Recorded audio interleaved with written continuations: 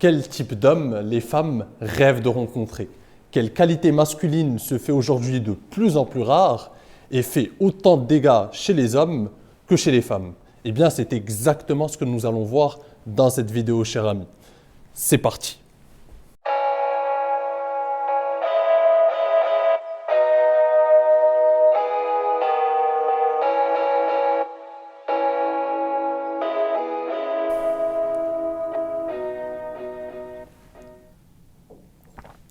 Vois-tu, cher ami, à la base de l'attraction entre un homme et une femme, il y a une équation simple. Le masculin attire le féminin et le féminin attire le masculin. Donc ce que tu recherches chez une femme, ce sont des qualités qui expriment pleinement sa féminité. Tout comme une femme recherche chez toi, une femme féminine, recherche des qualités qui expriment pleinement ta masculinité. De ce fait, certaines qualités ne peuvent pas être déléguées de la part d'un sexe à un autre. Tu vois ce que je veux dire, cher ami? Et donc, ce qui donne naissance finalement à des incompréhensions. Le fait de ne pas comprendre cette équation simple donne finalement naissance à des théories un peu farfelues. Par exemple, j'ai un gars qui vient tout le temps en commentaire pour me dire, pour pleurnicher un peu et pour me dire oui, en fait, ce qui attire les femmes, c'est juste le physique, il n'y a que le physique qui compte, etc. Et en fait, dans l'esprit de ce gars, il n'arrive pas à concevoir que l'attraction masculine et l'attraction féminine, ce qui attire une femme et ce qui attire un homme, diffèrent. L'attraction féminine, ce qui attire une femme, est beaucoup plus complexe que ce qui attire un homme.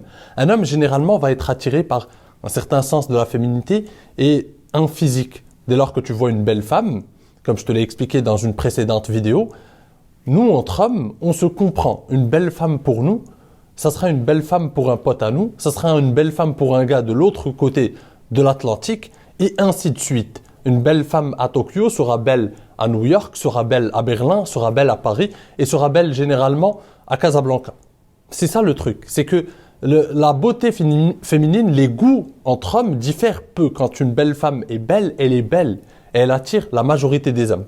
Par contre, en ce qui concerne les femmes, il y a tellement de critères, des critères biologiques, des critères liés à la psychologie évolutionniste, liés à l'évolution, liés à la sélection sexuelle, liés à la sélection naturelle, parce qu'une femme a été programmée pour survivre, elle était obligée de faire une sélection, de faire un choix, de choisir un partenaire qui a les meilleurs gènes pour pouvoir les transmettre à sa descendance, pour pouvoir la protéger, pour assurer la survie de sa descendance. Et donc, il y a tellement de critères qui vont du physique, du statut financier, du statut social, de l'humour, des compétences sociales, et j'en passe. Et l'idée que je voulais te transmettre à travers cette petite introduction, c'est que quelques qualités masculines incontournables, certaines qualités masculines par excellence, ne peuvent pas être déléguées. C'est-à-dire, si tu ne disposes pas de ces qualités, ce sont des qualités qui augmentent ta probabilité d'être choisi par une femme. Et si tu manques de ces qualités, ça va être très difficile de finalement te hisser en haut de la hiérarchie des hommes séduisants, te hisser en haut de l'échelle d'attractivité sur le marché de la séduction. Parmi ces qualités, il y a le leadership. Alors une femme n'est pas un leader par essence. Une femme ne dispose pas généralement de leadership. Donc, ce qu'elle attend lors de ses relations amoureuses, lors de ses relations sociales, c'est un homme qui puisse prendre le lead de l'interaction. Et ce lead, on le voit à travers plusieurs étapes de cette relation.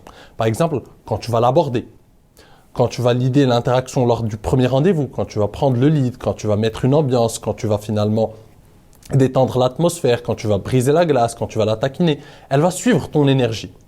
Et les hommes qui sont capables d'avoir du leadership, finalement, vont avoir un avantage concurrentiel énorme sur les autres. Parce qu'encore une fois, les femmes n'ont pas cette qualité. Et c'est une qualité que les femmes recherchent chez les hommes. Parce que, contrairement à ce que voudraient nous faire croire les féministes et les masculinistes de l'autre côté, les femmes et les hommes cherchent chez l'un et l'autre des qualités complémentaires. Parce que l'homme et la femme sont tellement complémentaires qu'ils donnent naissance même à ce miracle qu'est la vie. Donc, une femme recherche un homme qui a du leadership parce que ça en dit long sur lui. Ça dit que c'est un homme qui est capable de prendre des décisions. Ça dit que c'est un homme sur lequel on peut compter. Et encore une fois, parmi les critères biologiques, les critères liés à la psychologie évolutionniste que je t'ai cité plus tôt, le leadership exprime finalement ta qualité, ta valeur d'homme. Tu es un homme sur qui on peut compter. Tu es un homme sur qui une femme, finalement, peut se reposer. Elle se sent en sécurité avec toi et elle peut, du coup, exprimer toute sa féminité. C'est ça qu'il faut que tu comprennes. Et même lorsqu'une femme est intéressée par toi, elle ne prendra pas le leadership de votre relation, de votre interaction. Tout ce qu'elle fera, c'est te montrer des signes ou des signaux pour te dire « il faut que tu fasses un mouvement ». Il faut que tu passes à l'action. Et en fait, si tu n'es pas capable de prendre le leadership et de passer à l'action, elle ira tout simplement chercher un gars qui a, lui, le courage et qui a cette qualité fortement recherchée par les femmes. Les femmes recherchent activement le leadership d'un homme. Les femmes recherchent activement des hommes qui sont dotés de cette qualité masculine incontournable. Donc, elle ira vers un homme qui, lui, est doté de cette qualité. Et les hommes qui font partie de l'élite, les hommes séduisants, les hommes alpha, ceux qui sont capables tout simplement d'avoir les meilleures opportunités avec les femmes, eh bien, ils sont dotés de leadership. Et eux, finalement, vont te piquer la grosse part du gâteau sur le marché de la séduction. Donc, c'est ça que je voulais te faire passer. Tu ne peux pas déléguer ton leadership. Tu ne peux pas. J'entends des conneries, des âneries, comme quoi il ne faut pas aborder de femmes. Le fait d'aborder une femme, cher ami, ça exprime pleinement ta masculinité. Ça montre que tu es capable de passer à l'action quand tu le veux. Et donc, quand tu abordes une femme, c'est déjà un premier signe de masculinité, un premier signe de leadership. Tu es capable de bouleverser les événements. Tu es capable de provoquer des rencontres. Et donc, dans ta vie, tu es proactif. Si tu veux rencontrer une femme, si une femme te plaît, tu vas lui parler parce que tu fais ce que tu veux. Et tu es capable de le faire. Tu as le courage, tu as le leadership nécessaire pour le faire. Et ça, c'est respecté par une femme. Ça, cher ami, c'est pleinement recherché par une femme, surtout dans un monde où finalement le courage est une vertu qui se perd. Surtout dans un monde où les hommes ont de moins en moins cette qualité, perdent cette qualité. Surtout dans un monde où les hommes finalement passent de moins en moins à l'action. Surtout dans un monde qui se virtualise et qui finalement est rempli d'hommes, saturé d'hommes qui passent leur temps à swiper des profils Tinder parce qu'ils n'ont pas le courage de faire des rencontres dans la vraie vie. 99% des hommes n'ont pas le courage, n'ont pas les couilles de passer à l'action dans la vraie vie et de tout simplement provoquer des rencontres. Combien d'hommes, parmi ton cercle de potes, est capable d'aller aborder une femme qui lui plaît? Je parie qu'il y en a un dans tout le lot. Et encore. 1% des hommes est capable aujourd'hui de le faire. La plupart des hommes se pissent dessus. Et il ne faut pas oublier une chose aussi, c'est que généralement, ce qui est rare a de la valeur. Et donc, dans un monde où on manque d'hommes capables de passer à l'action, capables de prendre le leadership, capables de faire ce qu'ils veulent, capables d'aller chercher ce qu'ils veulent, le fait de pouvoir aborder une femme, c'est un grand signe de masculinité et c'est hautement valorisé. Deuxièmement, le leadership finalement ne s'exprime pas qu'à travers le fait d'aborder une femme. C'est tout au long du processus. En fait, tout au long du processus, une femme suivra ton mood, suivra ton énergie, s'alignera avec ton énergie parce que tu es le leader. Tu es un homme, tu es censé leader l'interaction. Et donc, ça ne s'arrête pas encore une fois au fait de l'aborder. Ça s'exprime aussi dans le fait d'être capable de l'inviter en rendez-vous, dans le fait d'être capable de leader l'interaction durant ce rendez-vous, dans le fait d'être capable d'avoir l'audace de l'inviter ensuite chez toi ou de l'inviter dans un second rendez-vous ou de prendre en main les choses, de lui faire passer une soirée qu'elle se remémorera, une soirée où tu prends le lead, tu l'emmènes là, tu lui dis t'inquiète, on va passer un beau moment, viens, on va dans ce bar, tac, et tu passes un bon moment avec elle, tu prends le lead. En fait, tu libères son espace mental. Et les femmes, c'est ce qu'elles veulent. Elles veulent des gars qui ont cette capacité à prendre le leadership, à passer à l'action, à leur dire viens avec moi, t'inquiète, je m'occupe de tout, tu n'auras qu'à t'amuser, tu n'auras qu'à finalement exprimer toute ta féminité. Prenons l'exemple d'un rendez-vous, d'un premier date. Une femme rencontre un homme, elle le trouve intéressant, elle veut le connaître un peu plus, elle le trouve attirant un minimum physiquement. Elle se dit, vas-y, on va aller en date, j'accepte le date, je viens, je me prépare, je m'investis dans le truc, j'arrive. Elle arrive au moment du rendez-vous et là c'est le chaos total. Elle se retrouve devant un gars qui n'arrive pas à prendre le lead, qui est gêné, qui finalement lui pose des questions débiles parce qu'il n'arrive pas à briser la glace, parce qu'il n'arrive pas à détendre l'atmosphère qu'il a. Et tu fais quoi dans la vie? Ah, d'accord. Ah, et c'est quoi tes passions? Ah, d'accord. Ces questions bullshit qu'il a entendues finalement sur des blogs ou sur des sites, ou qu'il répète un peu, au lieu de tout simplement s'amuser, libérer sa créativité, détendre l'atmosphère, taquiner cette fille parce que c'est ça qui va faire la différence en la taquinant, elle te taquine en retour, vous créez une complicité, vous vous amusez, détendre l'atmosphère. Être capable tout simplement de prendre le lead de l'interaction et de mener l'interaction comme en longtemps. Si tu veux détendre l'atmosphère par moment, tu le détends. Si tu veux rigoler, tu rigoles. Si tu veux parler d'un truc sérieux, tu parles d'un truc sérieux. Et tu arrives à alterner ça et la fille te suit dans cette interaction. Et les femmes vont suivre les gars comme ça, qui sont capables de prendre le lead, de prendre le lead de l'interaction et de tout simplement aller là où ils veulent dans la conversation, mener la conversation comme ils l'entendent. Et ne pas avoir peur de dire un truc qui déplaît, de dire une blague foireuse. Non, ils ne se prennent pas la tête. Ils ont assez confiance en leur charme naturel, en leur charisme naturel. Et ça, les hommes en manquent terriblement aujourd'hui. La plupart des hommes vont arriver en date et vont profondément ennuyer la fille en face. Et elle ne priera que pour une chose, ne plus les revoir. Ne plus les revoir parce que c'est la souffrance des femmes aujourd'hui, c'est qu'elles rencontrent des gars à travers les applis de rencontre. Et le problème, en fait, il y a deux souffrances, ou plutôt je dirais deux peurs tout simplement. Une peur masculine et une peur féminine. Lorsqu'un homme va rencontrer une femme qu'il a rencontrée à travers les applis de rencontre, sa plus grande peur, outre bien sûr le fait de ne pas gérer, etc., la première peur, c'est que cette femme ne ressemble pas finalement à ses photos et que physiquement, elle ne soit pas finalement cette fille qu'il a vue, avec qui il a matché et finalement qui lui a plu physiquement sur l'appli de rencontre. Pour les femmes, c'est autre chose. Parce que les femmes vont généralement, les gars ne trichent pas normalement sur les photos généralement. Donc pour une femme, la peur, c'est de tout simplement que ce gars ne soit pas intéressant. Que ce gars finalement ne soit qu'une photo, qu'un lifestyle qu'il met sur les réseaux, mais que finalement, il n'ait aucune compétence sociale, aucune compétence en séduction et qu'elle se retrouve avec un gars gêné autour d'un verre et où finalement l'interaction, ça ne matche pas, rien ne matche et on prie chacun pour qu'on se casse, pour se tirer de cette interaction. Eh bien, c'est le fléau aujourd'hui, c'est que les gars finalement investissent beaucoup de temps sur finalement mettre un lifestyle, mettre de bonnes photos sur les applis de rencontre. Et c'est bien, je ne dis pas le contraire, c'est très important aussi de savoir maquiller un peu ton profil sur les réseaux, c'est important, ça fait partie du jeu.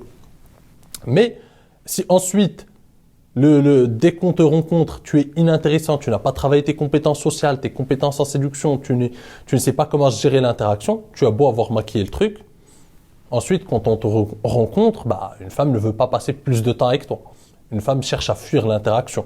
Et c'est comme ça que ça finit avec je préfère qu'on en reste là, je préfère qu'on reste juste amis. Et les gars finissent par croire que c'est parce que finalement cette femme est matérialiste ou je ne sais quoi, ou parce qu'il ne lui a pas montré une montre chère, ou parce qu'il n'a pas porté ceci. Alors que c'est tout simplement sa personnalité qui est inintéressante, mon ami. Donc c'est l'idée, c'est que le leadership se voit surtout à travers ta personnalité, ton attitude. Et ça, c'est très important à comprendre. Tu vas beau avoir des millions sur ton compte en banque, si tu n'as pas de leadership, généralement, tu ne plairas pas. Le fait que ces gars plaisent, ce n'est pas juste parce qu'ils ont des millions en banque. C'est que généralement, les gars qui ont des millions en banque, effectivement, ils ont le leadership qu'il faut avec, parce qu'ils ont dû le développer dans leur rapport professionnel, dans la vie en général, pour pouvoir se hisser, pour pouvoir réussir dans le business, etc. Or, aujourd'hui, on voit des gars qui ne réussissent ni l'un ni l'autre et qui se disent « Ah je vais attendre. Un jour, je serai riche et les femmes vont me courir après. Je vais trouver un moyen de devenir riche, et je vais m'accomplir et les femmes vont venir me courir après. » Bonne chance, mon ami.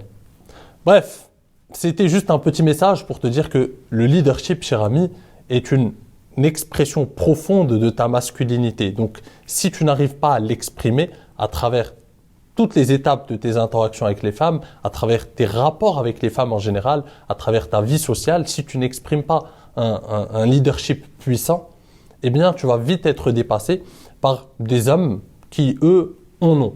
Et généralement, tu n'as pas besoin non plus d'un leadership très puissant. Tu as juste besoin d'être capable de prendre des décisions, d'avoir la confiance en toi et de prendre le lead sans te soucier de si ça va plaire ou pas. Être capable d'outrepasser, de transcender le regard d'une femme. Et pour ça, il faut avoir énormément confiance en toi. Et il faut avoir aussi énormément d'expérience dans le game. Parce que quand tu as eu des succès passés avec les femmes, effectivement, tu arrives à transcender le regard d'une femme. Tu te dis, je vais passer un bon moment, je vais aller m'amuser. Ensuite, si ça lui plaît, tant mieux. Si ça ne lui plaît pas, tant pis. Et je verrai avec une autre femme. Et généralement, c'est ce comportement, c'est cette attitude qui finalement plaît à la majorité des femmes. Il n'y a rien qui repousse une femme plus qu'un gars hésitant. Le gars hésitant, c'est le gars qui, par essence, dans l'esprit féminin, ne devrait pas transmettre ses gènes. Elle l'arrête tout de suite, qu'il est éliminé directement par la sélection sexuelle. Donc, les femmes ont appris finalement à éliminer naturellement et inconsciemment ces gars. Parce que le gars hésitant, c'est le gars qui se fait dévorer dans la nature. Une femme, par les critères liés à la psychologie évolutionniste que je t'ai cité, ne veut pas de ce gars. Parce que ce gars, finalement, ne peut pas être capable de prendre des décisions, d'être solide dans les moments difficiles, d'être capable de la protéger dans des situations stressantes, etc. Le gars hésitant, c'est finalement l'opposé, l'anti-alpha, tout simplement. Donc, cher ami, apprends à prendre des décisions, à passer à l'action, quitte à faire des erreurs. Une femme pardonnera plus à un gars maladroit qui a fait des erreurs qu'à un gars hésitant. Parce que, encore une fois, le gars hésitant, il se fait éliminer rapidement. Le gars hésitant, il ne prospère pas finalement dans un environnement difficile. Par contre, le gars qui fait des erreurs, il peut tomber, il peut se relever, il peut apprendre de ses erreurs, il peut avancer. Donc, cher ami, j'espère que tu as compris l'essence de mon message. Si tu veux aller plus loin, si tu veux faire un travail de qualité, je t'invite à rejoindre finalement ma newsletter pour recevoir 2 emails par semaine à haute valeur ajoutée, 2 emails pour décupler ton potentiel de séduction et décortiquer en profondeur les mécanismes qui régissent les relations hommes-femmes. Donc c'est le premier lien en description et moi je te dis à la prochaine. En attendant, prends soin de toi et surtout, reste séduisant. Ciao!